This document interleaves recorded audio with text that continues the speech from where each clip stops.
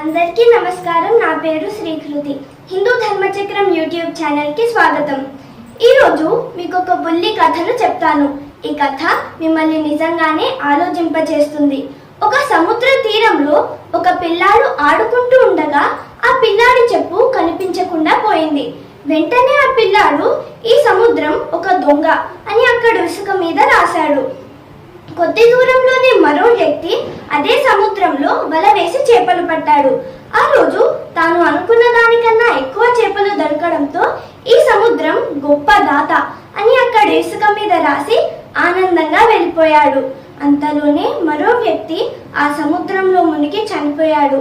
అతని తల్లి అక్కడ ఇసుకలో, ఈ సముద్రం నా కొడుకుని పొట్టన పెట్టుకున్న మహమ్మారి అని దుఃఖిస్తూ రాసి వెళ్ళిపోయింది. ఇలా ఉండగా ఒక పెద్దాయన సముద్రంలోకి వెళ్ళి భారీగా ముత్యాలు సేకరించి విజయవంతంగా ఒడ్డుకు చేరుకొని ఎంతో సంబరంగా అక్కడి ఇసుకలో, ఈ సముద్రం ఒక్కటి చాలు, జీవితం అంతా హాయిగా బ్రతికేస్తాను అని రాసి వెళ్ళిపోయాడు. ఇంతలో ఒక పెద్ద అల వచ్చి వీరందరూ రాసిన మాటలను తుడిచిపెట్టేసింది.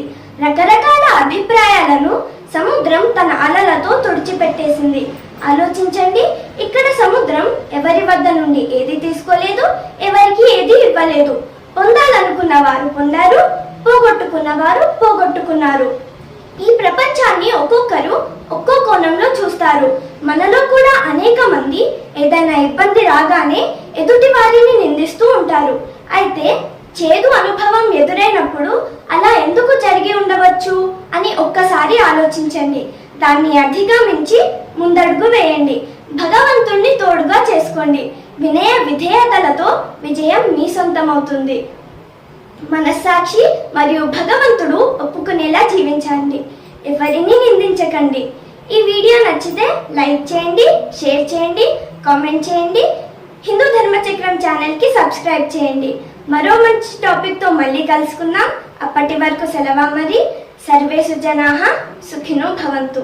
జై భారత్, జై హింద్. నమస్తే.